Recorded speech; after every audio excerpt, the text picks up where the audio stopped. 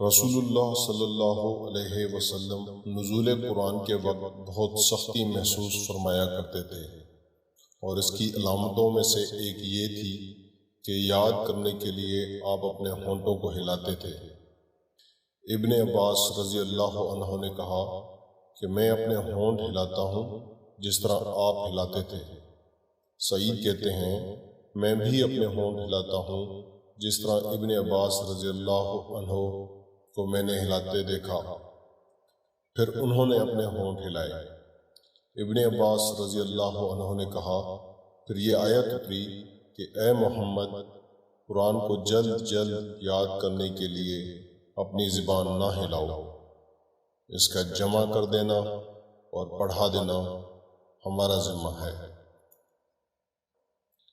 ابن عباس رضی اللہ عنہ کہتے ہیں یعنی قرآن آپ صلی اللہ علیہ وسلم کے دل میں جما دینا اور پڑھا دینا ہمارے ذمہ ہے۔ پھر جب ہم پڑھ چکیں تو اس پڑھے ہوئے کی اتباع کرو۔ ابن عباس رضی اللہ عنہ فرماتے ہیں اس کا مطلب یہ ہے کہ آپ اس کو خاموشی کے ساتھ سنتے رہو، اس کے بعد مطلب سمجھا دینا ہمارے ذمہ ہے۔ پھر یقیناً یہ ہماری ذمہ داری ہے کہ آپ اس کو پڑھو، یعنی اس کو محفوظ کر سکو۔